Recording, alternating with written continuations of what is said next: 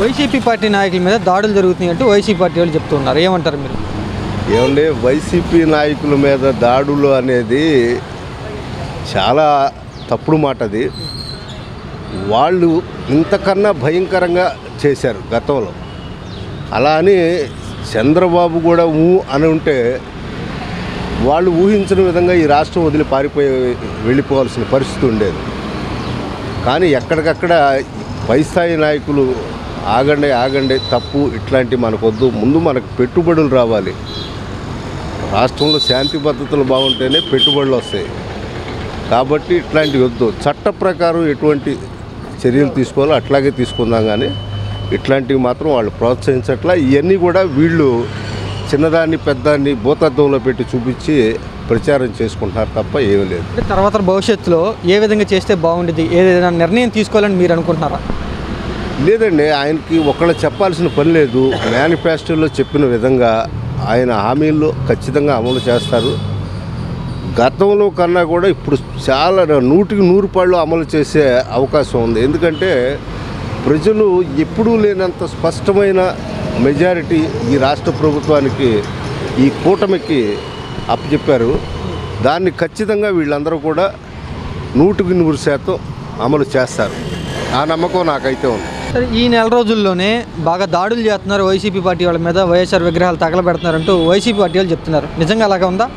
వాళ్ళు ఉన్నప్పుడు ప్రభుత్వం ఉన్నప్పుడు ఇచ్చలు విడిగా పెట్టేశారు, ఎక్కడ పడితే అక్కడ కాదనకుండా. ప్రభుత్వ ఆఫీసుల్లో వైసీపీ ఆఫీస్ అని పెట్టేశారు, కాలవోట్లు కానీ వీటిలు కానీ. అవి ఏది ఆ ప్రభుత్వం ఎప్పుడు ఉంటుందో ఎప్పుడు పోయి తెలియదు. అవి ఉన్నాయన్నీ మా ఆఫీసులు అని పెట్టేశారు. అవన్నీ సరిచేస్తున్నారు వీళ్ళు. ఇప్పుడు దాన్ని వీళ్ళు అక్రమంగా కట్టారు అంటారు.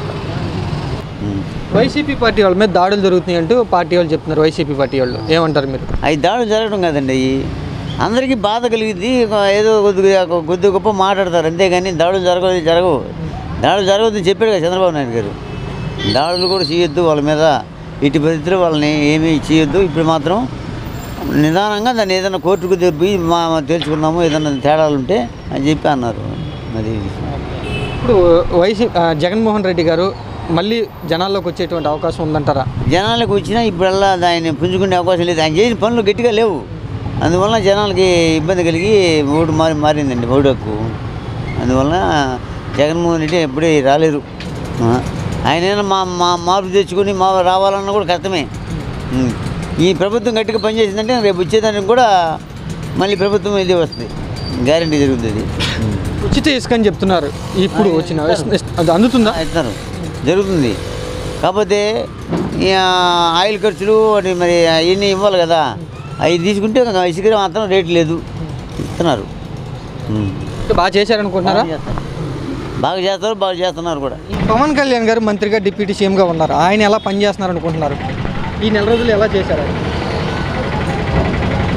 అదేనండి, అంటే మనకు తెలియదండి ప్రస్తుతానికి అతని గురించి. అదే బాగా మంచిగా పనిచేయగలరని చెప్పి అయితే నమ్మకం అయితే ఉందండి. గత 5 సంవత్సరాలకి ఈ నెల రోజుల్లో ఏమైనా తేడా కనపడుతుందా? అంటే ఒక నెల రోజుల్లో ఏమైనా తేడా ఉందా? నెల రోజుల్లో తేడా అంటే అదేనండి, ఇంకా మనకు అంటే పెట్టుబడులు అవన్నీ వస్తున్నాయని చెప్పి అనౌన్స్ చేస్తున్నారు కదా.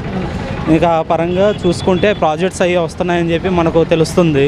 అది పనులు జరుగుతున్నాయని చెప్పి చెప్తున్నారు. అందువల్ల మేము ఏంటంటే చెప్తున్నాం అనమాట, చేయగలరు అని నమ్మకం వచ్చింది మాకు. సంక్షేమ పథకాలు ఇస్తున్నామని చంద్రబాబు గారు ఇస్తానని చెప్పారు. అంటే అవి చేస్తారు అనుకుంటున్నారు మీరు? చేయగలరండి, ముందుకు తీసుకెళ్ళగలరు. ఎందుకంటే చేయగల వ్యక్తే కాబట్టి, ఆల్మోస్ట్ ఎప్పటి నుంచో ఉన్న వ్యక్తి, ముందుకు తీసుకెళ్ళగల వ్యక్తి కాబట్టి మేము ఏంటంటే కాన్ఫిడెంట్గా చెప్పగలం. ఎందుకంటే డెవలప్మెంట్ అనేది ఆల్రెడీ అతను తీసుకొచ్చినాయి. ఇవన్నీ పాత ప్రాజెక్ట్స్ అన్నీ కానీ, అక్కడ సిడాసిస్ రోడ్డు కానీ అక్కడ ఆల్రెడీ తాత్కాలికంగా కట్టినాయి కాబట్టి అతను తీసుకొచ్చినాయి అవన్నీ. హైకోర్టు కానీ ఇంకా పర్మనెంట్గా అసెంబ్లీ కానీ అవన్నీ కట్టగలరు. అతను చాలా ప్రాజెక్ట్స్ అని తేగలరని నమ్మకం ఉంది మాకైతే. యూత్కి జాబ్స్ వస్తాయి అనుకుంటున్నారా మీరు? తీసుకొస్తారండి, యూత్కి జాబ్స్ అని అదే తీసుకొస్తారని నమ్మకం ఉందిలేండి. పవన్ కళ్యాణ్ గారు బాగా చేస్తున్నారు అనుకుంటున్నావా నువ్వు? ఇప్పుడు మంత్రిగా ఉన్నారు కదా ఆయన, డిప్యూటీ సీఎం అయినా చేస్తారండి.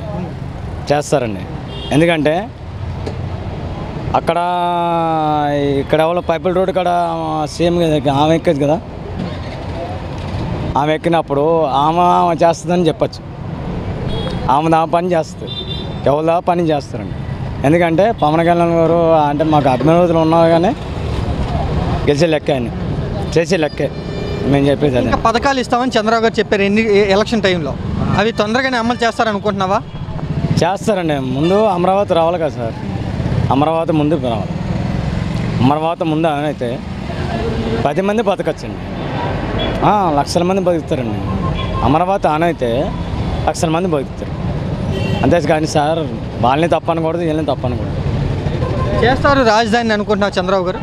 చేస్తారండి, చేసే నమ్మకం ఉందని నేను అనుకుంటున్నాను. ఇప్పుడు రాజధాని డెవలప్ అయితే రియల్ ఎస్టేట్ ఇక్కడ బాగా పెరిగి డెవలప్ అయింది అనుకుంటున్నారా? డెఫినెట్లీ పెరుగుతుంది. ఎందుకంటే ఒకప్పుడు రాజధాని లేకే విజయవాడలో రియల్ ఎస్టేట్ అనేది అంతలా లేదు. ఆ తర్వాత హైదరాబాదు, నెక్స్ట్ వైజాగ్ అనేది రియల్ ఎస్టేట్ ఆటోమేటిక్గా అక్కడ ఒక మీడియంగా ఉండేది. ఇప్పుడు ఏంటంటే ఇప్పుడు అమరావతితో పాటు అక్కడ వైజాగ్లో కూడా మీకు భోగపురం ఎయిర్పోర్ట్ అనేది కూడా శాంక్షన్ చేశారు. బట్ అది డెవలప్మెంట్ కూడా చేస్తున్నారు. రేపటి రోజు మీకు చూసుకున్నా సరే తర్వాత అక్కడ అంటే ఒక 90% ఇక్కడ అయినా సరే ఒక 50% అక్కడ డెవలప్మెంట్ అవుతుంది. అంటే ఇక్కడ రాజధానితో పాటు అక్కడ చూసుకుంటే అక్కడే భోగపురం ఎయిర్పోర్టు, నెక్స్ట్ వచ్చి మెట్రో అనేది కూడా శాంక్షన్ అవుతుంది. బట్ శాంక్షన్ అయింది, అది ఇంకా అమలులోకి రావాలంటే అక్కడ ఎయిర్పోర్ట్ అయిన తర్వాత మళ్ళీ మన శ్రీకాకుళం పోర్ట్ అనేది కన్స్ట్రక్షన్ అవుతుంది. అది అయిపోయిన తర్వాత డైరెక్ట్గా మెట్రో వస్తుంది. ఈ ఫీల్డ్లో ఎన్నాళ్ళ నుంచి ఉన్నారు మీరు? నేను ఇక్కడ ఒక 9 years నుంచి. గతంలో వైసీపీ పార్టీ ప్రభుత్వం ఉన్నప్పుడు ఎలా ఉంది రియల్ ఎస్టేట్? ఇప్పుడు ఈ నెల రోజుల్లో ఏమన్నా ఊపు వచ్చిందా? ఈ నెల రోజులు కొంచెం అంటే గతంలో ఒక 5 years చూసుకుంటే అప్పుడు రియల్ ఎస్టేట్ అనేది మరీ తక్కువగా ఉండేది. అంటే మినిమం 100కి ఒక 30% కూడా ఉండేది కాదు. బట్ ఇప్పుడైతే ఈ మంత్ ఒక 1 monthలో అనేది రియల్ ఎస్టేట్ ఆటోమేటిక్గా అందుకోవడం, నెక్స్ట్ తర్వాత బిజినెస్ పరంగా చూసుకున్న బిజినెస్లు కూడా బాగుంటున్నాయి. ఓకే, చంద్రబాబు పాలనలో అయితే మాకు తెలిసింది అంటే మేము అనుకున్నది ఏంటంటే అటు వైసీపీ వాళ్ళని ఏమన్నట్లా, బట్ ఏంటంటే అక్కడ దానికన్నా చూసుకుంటే కొంచెం ఇది బెటర్. ఎందుకంటే రియల్ ఎస్టేట్ పరంగా కాకపోయినా ఒక చిన్న రైతులు కానీ తర్వాత బిజినెస్ పరంగా చూసుకున్న వాళ్ళు కానీ ప్రతి ఒక్కరూ అనేది బెటర్గా ఉంటున్నారు. తర్వాత ఇప్పుడు 1 month తర్వాత వచ్చి ఒక 4.5 months తర్వాత 5 yearsలో కూడా ఓకే ఈ పాలన ఇలాగే సాగి అమరావతి ఇంకా డెవలప్మెంట్ చేసి ఆ తర్వాత ఇంకా ఐటీ కంపెనీ ఇప్పుడు వైజాగ్ చూసుకుంటే ఐటీ సెక్టర్లు ఏమైనా వచ్చేలో ఉంటే ఇంకా బెటర్గా ఉంటుంది. ఆ తర్వాత సంక్షేమ పథకాలు ఇవ్వాలంటారా, లేకపోతే రాజధాని డెవలప్ చేస్తే బాగుంటుంది అంటారు? ఏది ముందు చేస్తే బాగుంటుంది అంటారు? విజయవాడ అంటే ఎంప్లాయ్మెంట్ పెరగాలంటే కంపల్సరీ రాజధాని ఇక్కడ కంపల్సరీ రావాలి. ఎందుకంటే అక్కడ వైసీపీలో ఉన్నప్పుడు రాజధాని అనేది ఒక క్యాపిటల్ ఇచ్చి ఉంటే డెఫినెట్లీ ఆయన ఇంకొకసారి మళ్ళీ వచ్చినాము. ఆయన ఏం చేశారంటే బై మిస్టేక్ క్యాపిటల్ అనేది అనౌన్స్మెంట్ చేయాలి.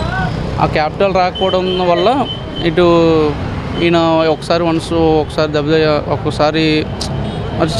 సీట్లను తప్పుకున్న తర్వాత మళ్ళీ ఆ మిస్టేక్ జరగకుండా చేయాలనుకుంటే కంపల్సరీ ఈయన రాజధాని అనేది కొంచెం డెవలప్మెంట్ చేస్తారు. అంటే ఒకేసారి ఈ 5 yearsలో డెవలప్మెంట్ అయిపోద్దంటే ఎవరో వాళ్ళు అవ్వదు. అటు టీడీపీనా ఇటు వైసీపీ అనుకుంటే డెవలప్మెంట్ ఒక 5 years అవ్వాలంటే అవ్వదు. అమరావతి అనేది ఉచితంగా అంటే తక్కువ రేటుకి ఇసుక ఇవ్వటం వల్ల రియల్ ఎస్టేట్ పెరిగిద్ది అనుకుంటున్నారా? అంటే రియల్ ఎస్టేట్ ఇసుక ఇవ్వడం వల్ల పెరుగుద్ది అంటే కన్స్ట్రక్షన్ పెరుగుద్ది. ఎందుకంటే ఇప్పుడు ప్రతి ఒక్కరూ అప్పుడు ఆ టైంలో అయితే ఇసుక ఇంత రేటు ఇంత కాస్ట్, మళ్ళీ ఆన్లైన్లో ఇవన్నీ ప్రాసెస్ లేట్ అయ్యేది. ఒక మిడిల్ క్లాసు ఒకళ్ళు ఉండేవారంటే వాళ్ళు తీసుకునేసరికి చాలా స్ట్రగుల్స్ ఫేస్ చేసేవాళ్ళు, చాలా ఇబ్బంది పడేవారు. ఇప్పుడంటే అలా కాదు, ఓకే ఉచితంగా ఇవ్వడం వల్ల ప్రతి ఒక్కటి ఏమనుకుంటారు, నాకు ఒక 5 lakhs సపోజ్ ఒక 10 lakhs అవే హౌస్ 8 lakhsలో అవుతుందంటే వాళ్ళు ఆ 2 lakhs అనేది ఇంకొకటి దానికి పెట్టుకుంటారు. దీనివల్ల ఒక ప్లస్ పాయింట్. ఎందుకంటే ఉచితంగా ఇసుకొస్తుందంటే ప్రతి ఒక్కరు హ్యాపీగా ఫీల్ అవుతారు, ప్రతి ఒక్కరు కొంచెం మళ్ళీ ఇదే ప్రభుత్వం నడవాలని అనుకుంటారు. బట్ నేనైతే అది చెప్పగలను. చంద్రబాబు గారి హయాంలో స్టేట్ డెవలప్ అవుద్దని మీరు అనుకుంటున్నారా? నాకు తెలిసినంతవరకు కంపల్సరీ అవుద్ది. అలాగని వైసీపీ డెవలప్మెంట్ చేయలేదంటే ఓకే చేశారు, బట్ ఏంటంటే చంద్రబాబు టైంలో అయితే కంపల్సరీ చేస్తారు. ఎందుకంటే లాస్ట్ టైం ఆయన కొంచెం దెబ్బయ్యే ఉన్నారు కాబట్టి అదే జరగకుండా ఉండాలి, ప్రజల దృష్టిలో ఇంకా పేరు రావాలంటే కంపల్సరీ అమరావతి అనేది అంటే పూర్తిగా అవ్వదు, మినిమం చేస్తారు ఆయన. అది చేసిన తర్వాత ఇటు భోగపురం ఇటు వైజాగ్ కూడా చేస్తారు ఆయన, అది కూడా వదలడు. ఎందుకంటే ఇటు సైడ్ చేసి అటు సైడ్ చేస్తే ఒక టైంలో ఇప్పుడు వైసీపీ ఉన్నప్పుడు వైజాగ్లో హైదరాబాద్ పట్టుకున్నారు ఆయన. విజయవాడ అటు సైడ్ అనేది డెవలప్మెంట్ తక్కువ. ఇప్పుడు అదే మిస్టేక్ ఇప్పుడు చంద్రబాబు నాయుడు గారు ఇప్పుడు ఇక్కడ విజయవాడ ఇవన్నీ పట్టుకున్నప్పుడు వైజాగ్ ఇవన్నీ వదిలేస్తే సేమ్ అదే మిస్టేక్ రొటేషన్ అయినట్టు ఉంటుంది. నాకు తెలిసినంత వరకు కంపల్సరీ వైజాగ్ ఎలా చేస్తారో దానికి 2 times ఇక్కడ చేస్తారు.